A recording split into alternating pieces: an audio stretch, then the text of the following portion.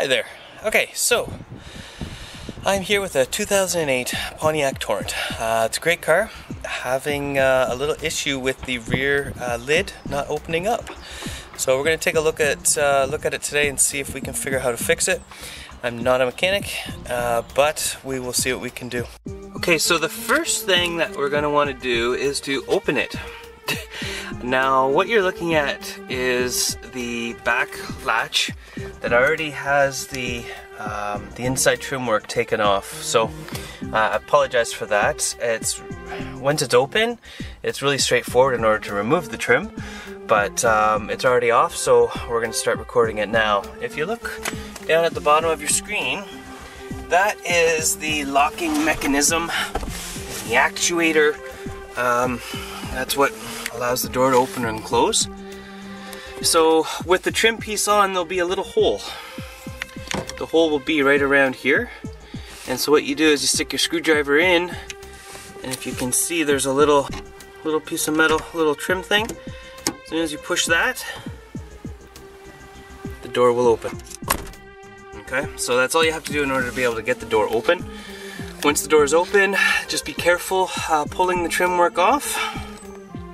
And this is what the trim work looks like once it is off. So you'll notice there's little blue clips, 2 on each of the side pieces, 4 on each side of the main piece, and then there's another top piece that goes on as well. So just be really careful peeling it off. If once you peel it off, the clips get broken, replace the clips. They're not going to be very expensive, but you should be able to peel it off without much issue. So once we get that off, we can then figure out what's going on and why the door won't open. So without getting too technical, there's really only 2 parts to this, maybe 3. Once again, I'm not a mechanic, but what we have here is, this would be the locking mechanism, and then this would be the actuator.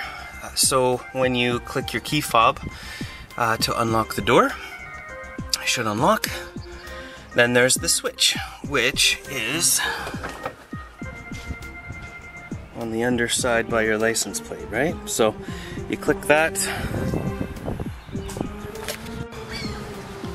which is not working. That's what we're here to find out. So if you reach your hand inside this little hole, you'll find the wire that goes to the switch. If you take a flashlight, you'll be able to take a look and see inside there. I don't know if this will be able to zoom in. There's the back end of the plug right there. So this is the plug that goes into it. Just lift up on that edge. What I did was I stuck a screwdriver in and just pried it up just a little bit until I could get my fingers in there and pull it out. So now the switch is disconnected because I don't know, I volt tested. I know there is energy coming in, volts coming in, but is it going out? Because when I click my button, I don't hear a click, I don't hear anything. It's just a blank sound. So what I'm going to do is I'm going to first of all see if the switch is working. The only way to really do that is, if you see what I have here, I've made just a little jumper wire. So I want to make sure not to touch any wires. So how the switch works, when you hit the button in the switch, it is going to complete the circuit. So allow electricity to go from one side through to the other, then putting electricity down into the actuator, releasing the door.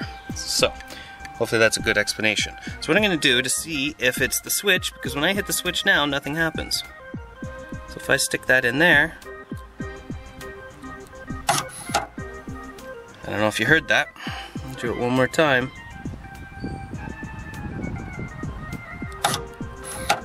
So that's the switch activating, releasing the door. So now I know the switch is my problem, which is fantastic. Part of the problem when working on cars is figuring out what exactly is wrong. Once you can figure that out, you can fix it, because you can fix anything. So I'm gonna go get a new switch. We'll come back, we'll try and install the new switch with old stripped out rusty screws, and we'll get this door back and working in perfect shape. Okay, we are back in action. got the new part, we're gonna replace it. So here's the back of the tailgate. The lighting's not really the greatest, but when we look way up, if you can see up in there, see those 2 screws? That's what we need to replace right there. Well, not replace, we unscrew those 2 screws and we should hopefully be able to pull the switch out, and just an easy replacement. So we'll see, I don't know. We're gonna give it a try and see how she goes. My screws are pretty rusted. They're delicate. One of them I can tell is gonna probably give me some trouble.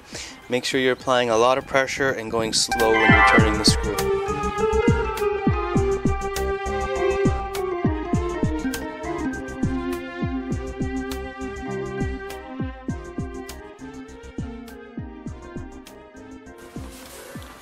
So now, after the 2 screws are removed,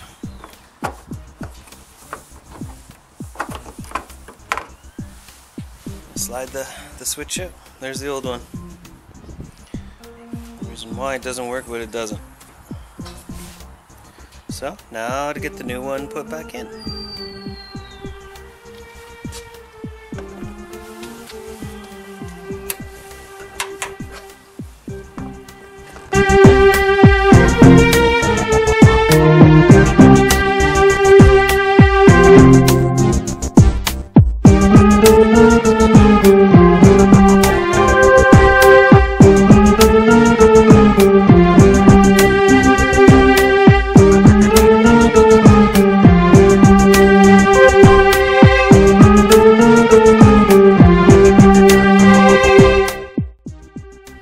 So now that I got the switch screwed back in again, there's the plug on the inside of the car.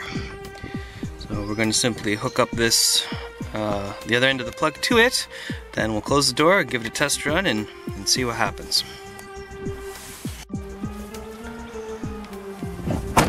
Now the test. Please work, please work. Fantastic. So that was it. That part cost me, I'm up here in Canada, that part cost me 40 bucks, give or take. But now I got my rear latch back again. So now we're going to put everything back together. It's going to go back together the exact same way we took it apart.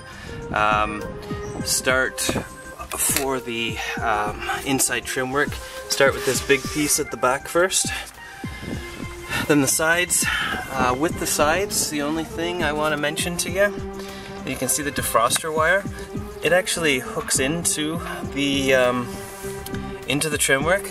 Just be really careful. It's a pretty thin wire, and knowing the wiring on these Pontiac Torrents, it would not take much to break it, wreck it.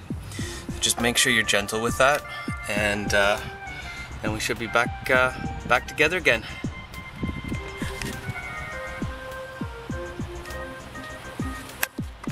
Okay, trim work's all back on.